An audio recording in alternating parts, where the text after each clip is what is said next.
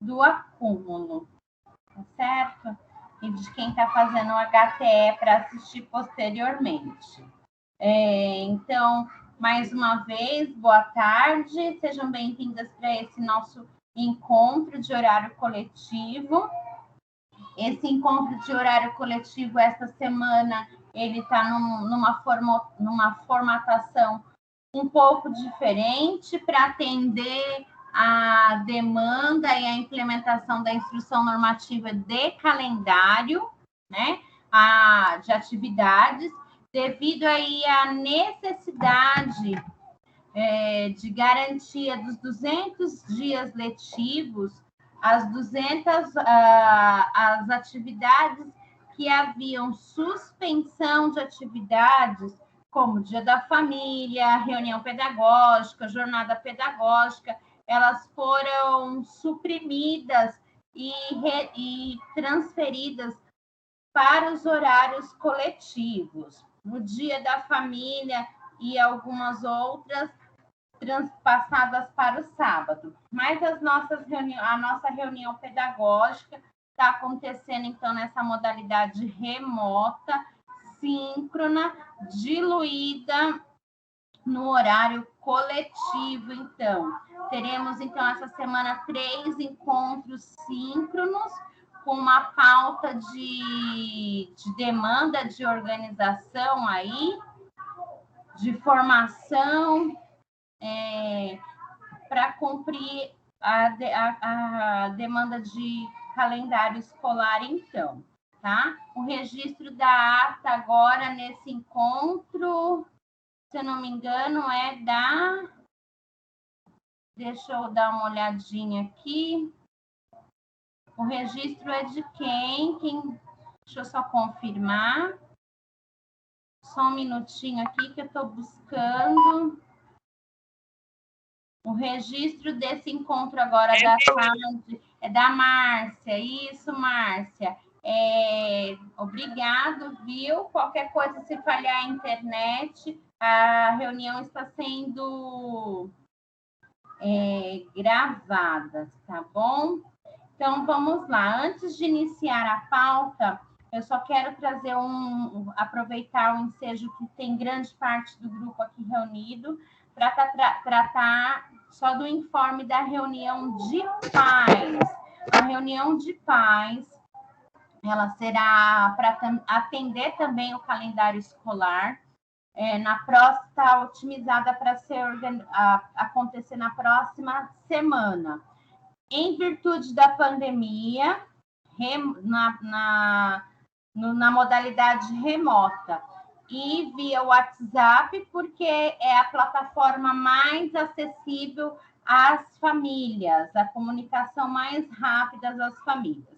Então, uns lembretes aí para a organização dessa reunião.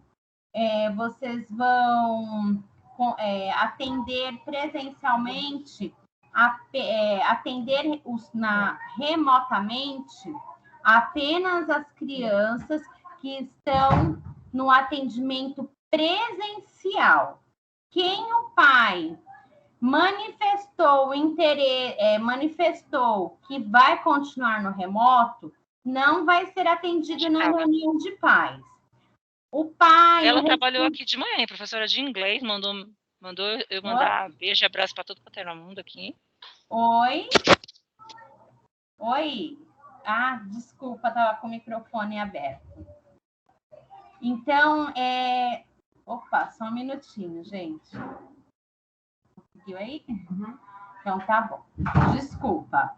Então, assim, meninas, vai acontecer na modalidade remota, via WhatsApp, nesse período dessa semana. Os horários coletivos, nós não vamos ter encontro síncrono na quarta-feira e nem vou despachar a pauta. Os links serão apenas para eu puxar a lista de presença. Então, vai ter link para o dia 20, 21 e 22. Mas esse link, gente, pelo amor de Deus, é para presença. E eu tenho algumas pessoas que não estou recebendo as respostas, depois eu converso no privado, tá? Mas a próxima semana eu não vou deixar a pauta, eu vou deixar só mesmo os links para baixar as frequências de cada dia, porque vocês terão aí 5 horas, né? As 5 horas de horário coletivo remoto para organizar organizar não, né? Atender essas famílias, né? Vocês vão dividir entre as professoras do agrupamento, vão atender apenas as crianças que compareceram à unidade, mesmo que a sua frequência tenha sido muito baixa, porque toda a pauta é relacionada ao retorno. Então, tem crianças com mais frequências, outras com menos, mas é para dar uma devolutiva aí desse atendimento. Vocês podem organizar aí um agendamento coletivo, com 2, 3, 4 pais por vez, né? E aí, ao longo dessa semana, já vão fazendo a mediação via WhatsApp. Amanhã já vai a fotinho dizendo que vai ter a reunião, que vocês entrarão em contato para negociar, agendar, né? Para não ser que a mãe não seja pega de surpresa com a ligação. Então, vocês vão mediando aí ao longo dessa semana para agendar. E na sexta-feira, eu vou recolher as listas que eu despachei agora há pouco, com o nome da criança e a professora que vai fazer o contato e o dia do contato. Aí até a sexta-feira vocês têm para organizar isso, tá bom? Isso é em relação à reunião de pais. Mas vamos então adentrar a pauta, a reunião de hoje. Eu vou pedir licença aqui para compartilhar. Compartilhou a tela aí com vocês. Uma reunião pedagógica muito estranha, porque nós estávamos acostumadas aí numa dimensão de ter suspensão de atividades e ter uma pauta um pouco extensa, né? Mas tínhamos um dia para dedicarmos exclusivamente a essa questão formativa. Diluída no horário coletivo, a nossa reunião pedagógica está fragmentada em 3 partes. E no encontro de hoje, né, eu selecionei 3 imagens, na verdade são 3 charges do Francesco Tonucci, que ele também assina suas charges como Frato. Ele ainda está vivo, ele é psicopedagogo, atua na educação italiana e produz alguns livros e muitos artigos aí pedagógicos em revistas italianas e estrangeiras. E ele é muito conhecido, né, por esse dom que ele tem de transpor aí, através de charge, os fazeres e os pensamentos e reflexões e até indagações do cotidiano da escola, né? Das questões da educação. Então, são 3 charges. A primeira aí, eu vou tentar fazer só uma descrição, né? Uma audiodescrição. Tem um garotinho, né? Uniformizado, a pasta na mão, e da sua cabecinha sai um balãozinho de pensamento, e nesse balãozinho de pensamento reflete aí demandas da infância, né? Uma árvore, carrinho, cachorro, caramujo, a borboleta, um castelo, um pensamento aí de um lúdico. Aí de frente tem uma figura de uma adulta feminina né? E com voz e soando melodia, bom dia, meu querido. E no balãozinho do pensamento, a professora parece que está contabilizando, né? As crianças, 25. A segunda charge, também uma criança com a sua pastinha na mão e do seu pensamento sai coisas do universo infantil, né? Um carrinho, bola, estrela do mar, um carrinho de puxar, um castelo de areia, uma boneca, enfim. E do balãozinho do pensamento da professora sai uma folha de quadriculado com algumas cópias de treino de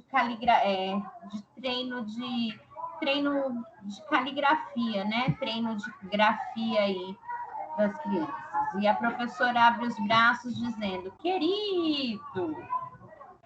A terceira charge, uma mulher adulta sentada que sugere ser uma professora, e ela, dentro do balãozinho do pensamento dela, tem aí uma criança e algumas fases, né, alguns dizeres dos meses, né? Janeiro, fevereiro, agosto, abril, setembro, junho.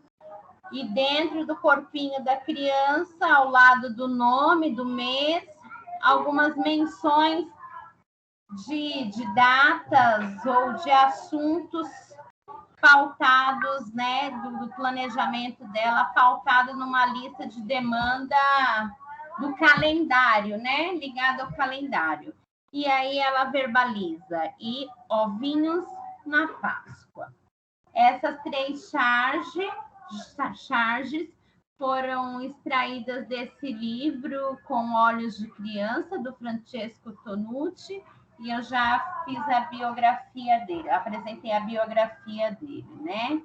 E diante dessa descrição dessas 3 charges, né?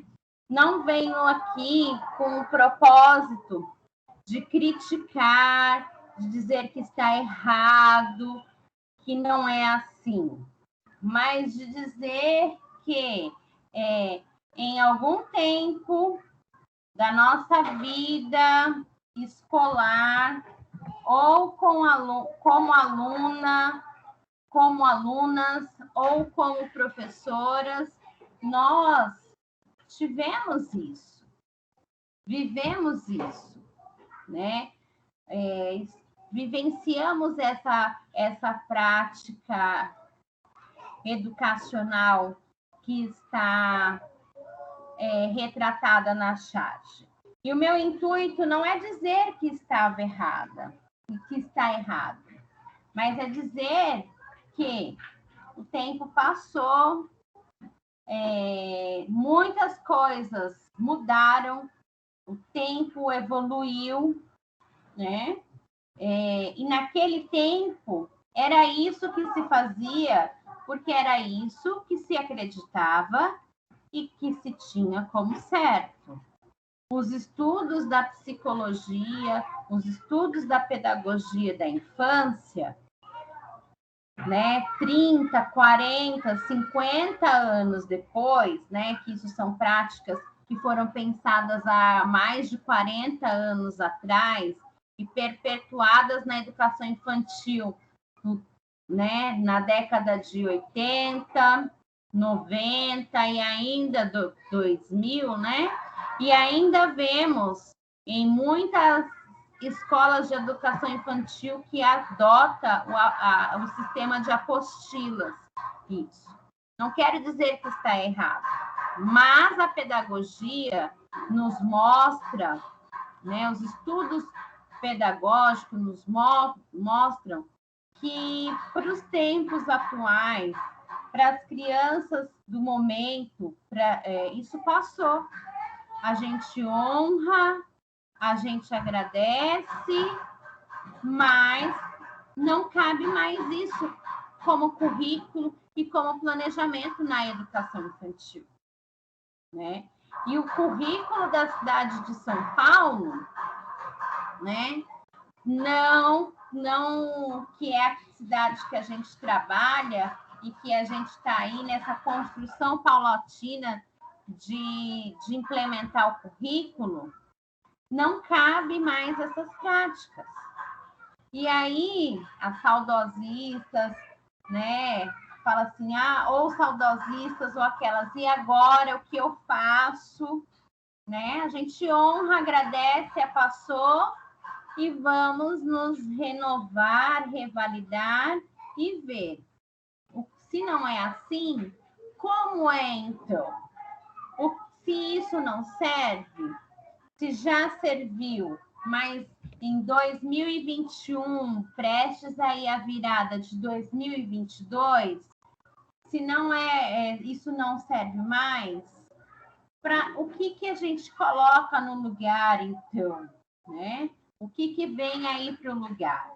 E o nosso currículo da cidade de São Paulo deixa muito... tá muito nas entrelinhas, não abertamente, mas muito... tem algumas sugestões, tudo, mas o que fica bem implícito para as crianças de 0 a 3 anos, uma abordagem de M. Pickler, né? E ao longo do ano passado, nós tivemos a oportunidade de aprofundar um pouquinho os nossos estudos, esse ano retomando, e nessa reunião pedagógica, eu venho aqui numa sequência didática para a formação de vocês, para a formação continuada de vocês, nessa continuação aí da abordagem da M. Pickler. E vocês já conhecem, né? Já ouviram falar bastante. Essa é a Leila Oliveira Costa, é uma pedagoga aqui brasileira e é uma das grandes impulsionadoras da abordagem da M. Pickler no nosso país, né?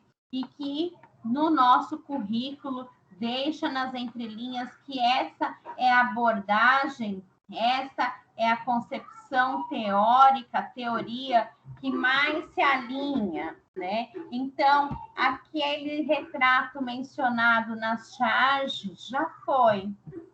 E a gente abrir para o novo que está colocado aí nessa abordagem.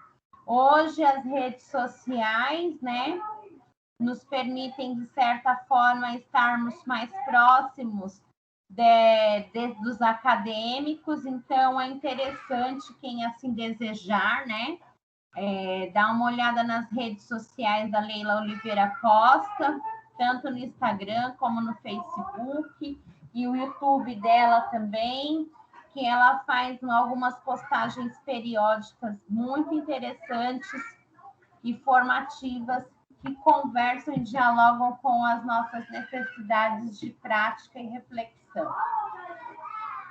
E como essa reunião, né, embora eu estou ao vivo com vocês, professoras, e nós já estamos, desde o ano passado, conversando um pouquinho sobre essa abordagem da M. Pickler, a reunião está sendo gravada e será compartilhada com os outros segmentos do SEI, com a equipe de apoio, né, para acessarem aí essa pauta formativa.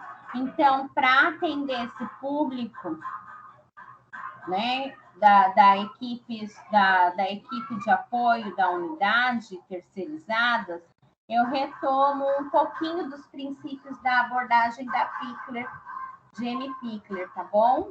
M. Pickler é aquela que traduz na sua obra a intencionalidade do cuidar e educar. Ela reverbera mesmo que o cuidar é pedagógico, que o cuidar, as questões com a higiene não podem ser colocadas em segundo plano ou desprezadas, minimizadas, porque é nela que está aí a questão principal do vínculo, né? Na construção do vínculo e da construção do respeito mútuo da criança e do adulto. A abordagem da Annie Pickler, ela conversa e dialoga bastante com a necessidade de um adulto que está atento, que ele está presente, né? Presente não fisicamente, mas não só fisicamente, mas presente mentalmente ali na cena, com a criança na sua integralidade, e que ele acredita na criança ali, né? Na abordagem da Annie Pickler também, ela consegue materializar que para ser um educador da primeira infância, ela é uma demanda que existe muita intencionalidade e formação contínua da educação profissional, né? Que isso não é só pajear crianças, não é apenas higienizar crianças, né? De toda a valorização educacional desse educador, né? Na abordagem da Annie Pickler também, ela reverbera que as crianças são potentes, protagonistas e autoras, né? Elas têm essa potência e que elas são autoras do seu percurso de direito de aprendizagem, desde que estejam seguras, acolhidas e desafiadas, né? A questão do ambiente, né? Isso é muito, é o eixo norteador também, além do cuidado, é da base dos princípios aí da Pickler, é o ambiente seguro, acolhedor e desafiador, né?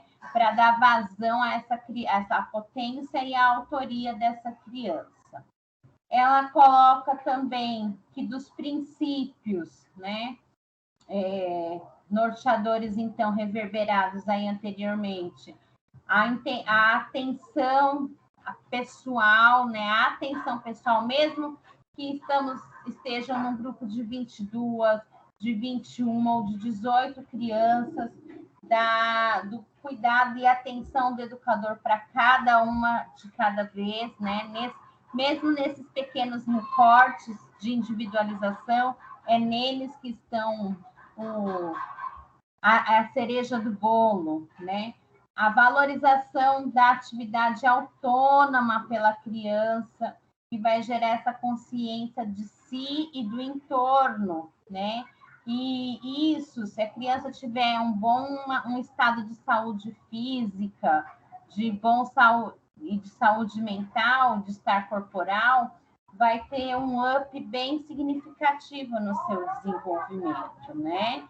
E eu refiz essa retomada, né, desses princípios que vocês, professoras, já estão cansadas de me ouvir falar, né? Que está traduzido no currículo da cidade, né, nas entrelinhas, para adentrar na reunião de hoje, que vamos, na reunião não só de hoje, mas desses próximos dias, que tem aí a questão do espaço, a organização do espaço e do tempo nas creches e na pré-escola. O capítulo na íntegra eu vou disponibilizar no e-mail e já despachei via WhatsApp para quem quiser ter o interesse de ter a fundamentação teórica na íntegra, tá bom, gente? Então, todos esses nossos 3 encontros dessa semana, eles têm como referencial teórico este capítulo 5 da Leila Oliveira Costa. E dos pontos que a Leila Oliveira Costa trabalha nesse capítulo, ela fala sobre o espaço útil e um espaço seguro. Que ele não deve ser seguro apenas para os bebês e para as crianças, mas para os adultos que estão com essas crianças também. E a questão da funcionalidade, de como ele deve ser funcional, perdão, para o cotidiano dos adultos que convivem neste ambiente coletivo. Então, os adultos e crianças que convivem e cooperam e se desenvolvem nesse ambiente coletivo, um espaço funcional. Esse espaço funcional tem alguns pontos que a Leila Oliveira Costa dá uma ênfase bem importante, que esse espaço tem aí,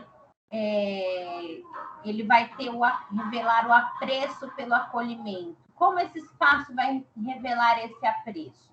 O espaço também acolhe, né?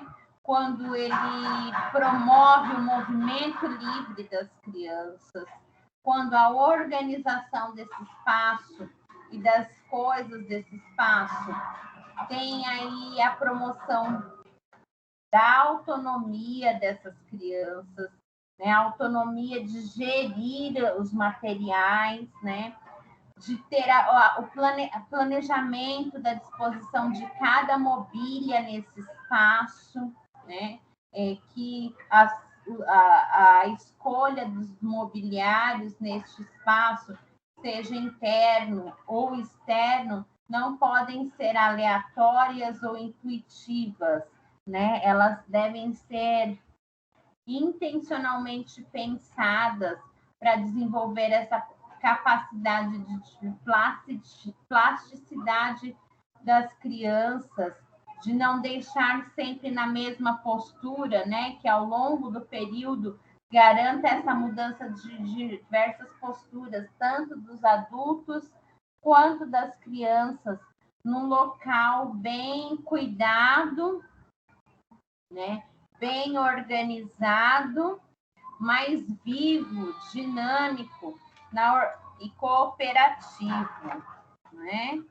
E um dos princípios, uma das demandas que a Leila Oliveira Costa coloca também nesse capítulo 5 é o objeto com valor educativo, né? E é daí que vem esse entendimento das materialidades, que o objeto passa a ter esse valor educativo a partir do momento que a professora selecionou ele e viu nesse objeto uma potencialidade de aprendizagem.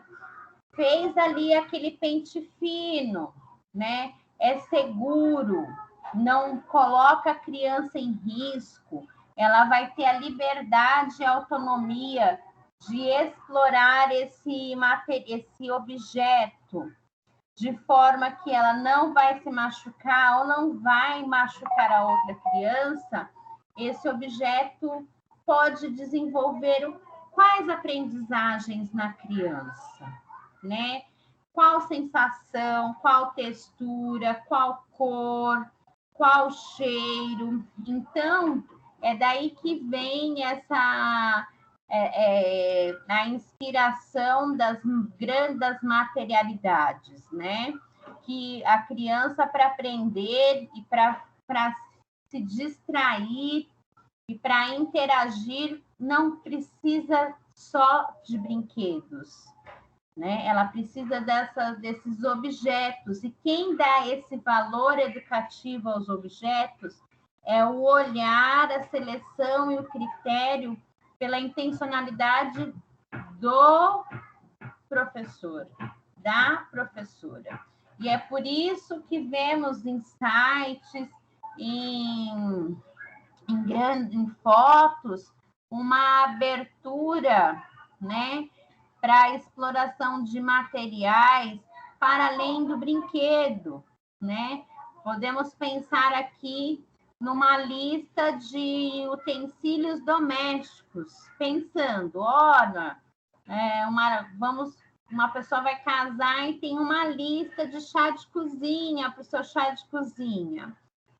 Aqueles itens do chá de cozinha, né? Aqueles objetos do chá, eventualmente do chá de cozinha, que não oferece risco à integridade física da criança, ele pode ter um valor educativo, desde que selecionado, né?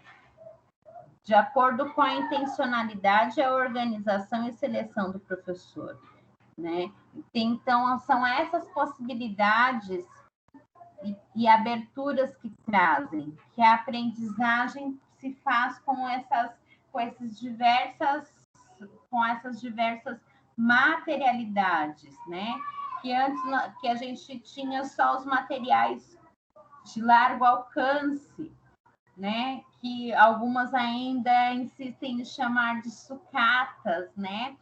Sim, são materiais para reciclagem futura, mas eles dão aí uma possibilidade grande de construção e mediação pela criança. Mas não só esses objetos de reciclagem, outros objetos do uso do cotidiano mesmo podem ser inseridos na organização dos espaços e dos materiais, desde que você tenha esse feeling para essa seleção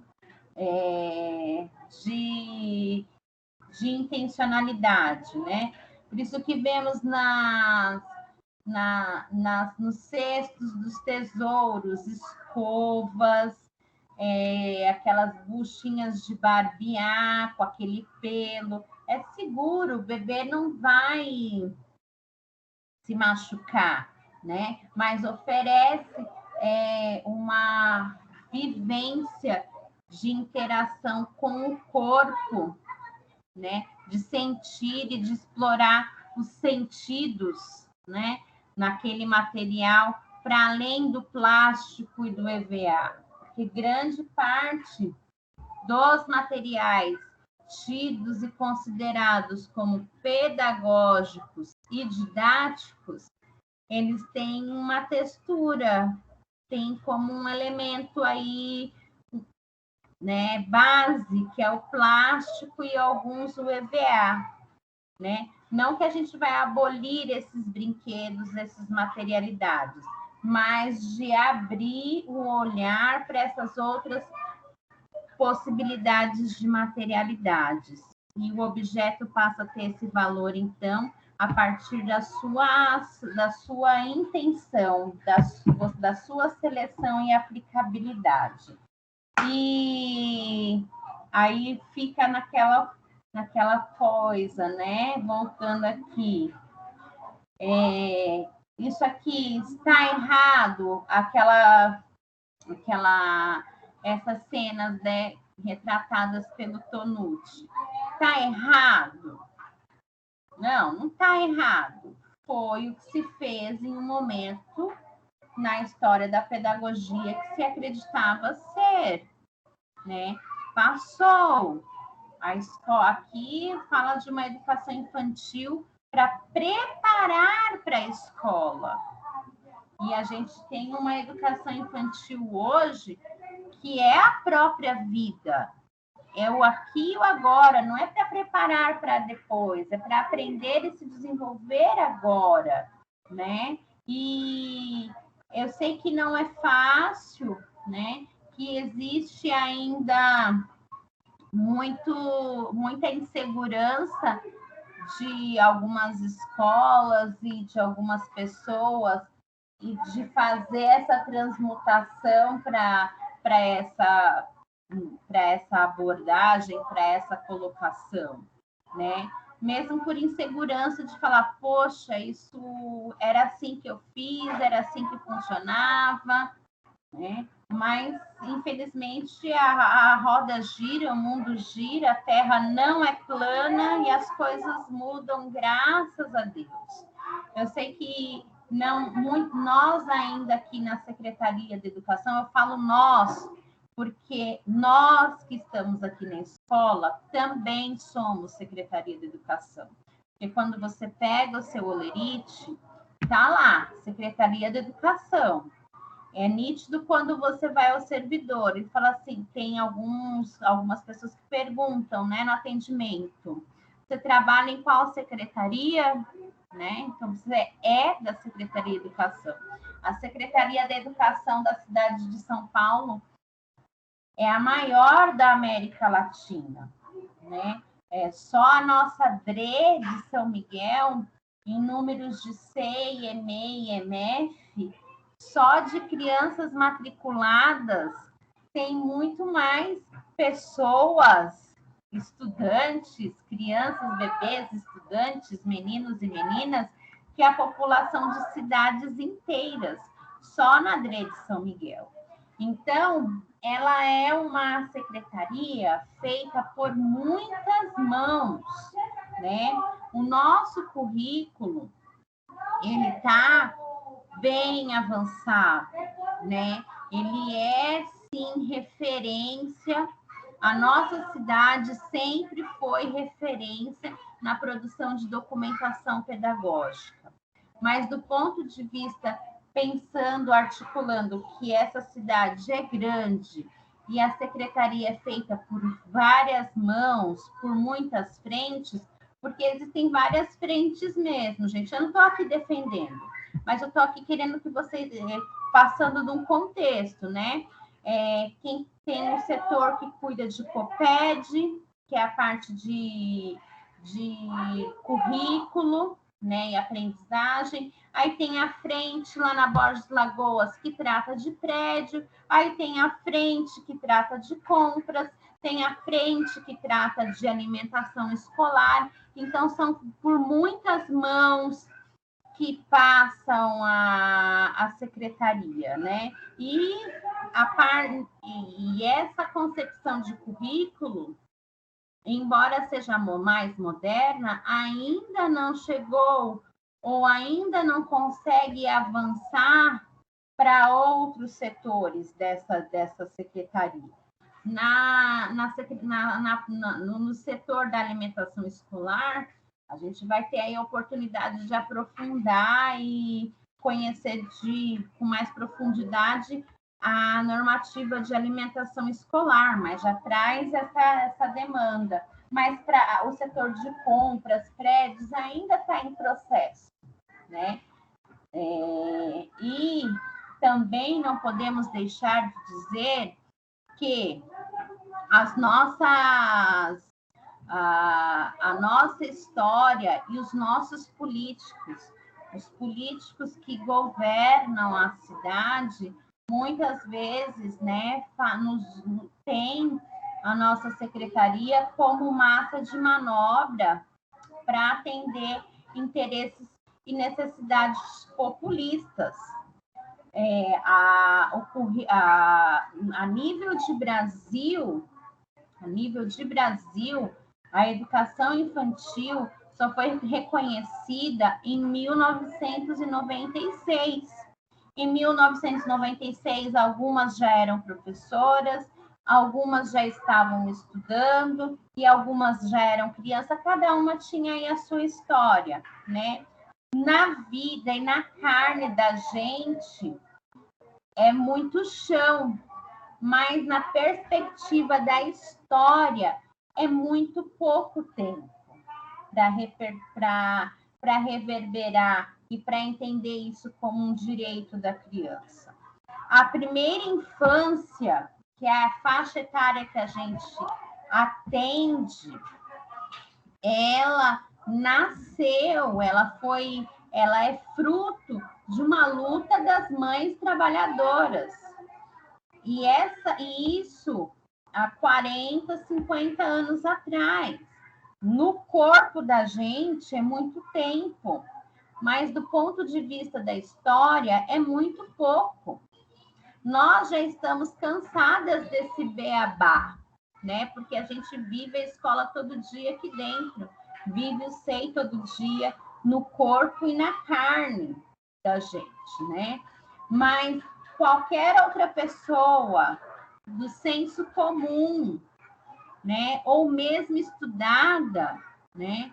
Um médico não tem a obrigação de saber o que a gente faz aqui, porque as pedagogas somos nós. Então, a sociedade lá fora, ainda por conta do surgimento das creches e desse atendimento de 0 a 3 anos, ainda enxerga como uma necessidade das mães, da mãe que trabalha. Mas não é, é um direito de aprendizagem da criança. A gente tem um currículo, a gente tem uma legislação que fundamenta isso, mas ainda nosso serviço, o nosso atendimento e o nosso fazer é manipulado e usado para manobras populistas de quem está no governo e na vez, né? Não é fácil ser essa massa de manobra, mas nós estamos, né, construindo e fazendo a história da educação infantil na cidade de São Paulo, né? E mesmo cansadas desse blá blá blá, nós temos que ter muito bem claro e fundamentado que, né, o discurso do senso comum, desde a mãezinha que é analfabeta ou um pouco letrada, até mesmo de um advogado ou de uma pessoa que não é da educação, ou até mesmo dos nossos colegas professores, mas que não atuam na educação, ainda enxergam a nossa ação de 0 a 3 anos como para atender a mãe, né? Não é uma tarefa fácil, não é fácil isso daí, porque nós ainda somos vistos assim, mas o nosso trabalho é para garantir o direito de aprendizagem e desenvolvimento das crianças. Se levamos aí desde o surgimento dos SEIs, das creches, 40, 50 anos, nós vamos aí dar esse pontapé da transformação, né? Vivemos aí a transformação do SEI para a Secretaria de Educação, né? Já estamos cansadas, mas para a história isso é um tempo muito curto para se consolidar no senso das pessoas. E nessa questão do retorno da pandemia, fomos massas de manobra para atender o mercado, né, das mães que precisavam retornar a trabalhar assim feito, e não das crianças que precisavam interagir e aprender, né, no contexto de pandemia. Não é uma tarefa fácil, nós já estamos bem cansadas, porque já estamos nessa trajetória há bastante tempo, cada uma na sua caminhada, né? Mas somos aí uma engrenagem necessária e fundamental para transformar reverberar, né? Que a educação, o SEI não é para a mãe e a educação infantil não é mais essa retratada pelo Tonucci, de colocar todo mundo sentadinho, no caderno quadriculado, preenchendo a linha, né? E nessa dúvida, e aí, não é mais assim? E o que tem? A gente tem as inspirações da abordagem da Amy Pickler para repertoriar os nossos fazeres, tá bom? Amanhã é a segunda parte da nossa reunião pedagógica. Vai ser continuidade deste capítulo 5 também, tá? Um outro momento. E eu também separei algumas outras coisinhas bem pontuais aí. E também da minha intencionalidade como formadora, da responsável da formação continuada de vocês em trabalho, tá bom? Falta aqui alguns minutinhos para encerrar o tempo da reunião e eu abro para quem quiser mencionar, quem quiser falar, né? Eu sei que quem está comigo já há algum tempo fala de novo, a Heloísa fala disso, de história, sim, porque a gente tem que saber de onde partiu isso para chegar onde a gente está, né? Mas eu abro aí para quem deseja e quiser se manifestar dentro da pauta apresentada. Tá bom? Solange, Rosister, Márcia, Elaine, Edileuza, Cláudia, Adriana, fiquem à vontade, viu? Querem falar alguma coisa? Estão cansadinhas já? Segundou? Estou aí à disposição. Cláudia, Adri, tudo certinho? Tá todo mundo tão quietinha? Cida? Tudo bem, gente? Então, como talvez ninguém tenha aí manifestado não queira se colocar, né? Eu estou à disposição para qualquer dúvida que vierem a ter, tá bom? Me chamem no privado e aí eu vou encerrar a gravação aqui.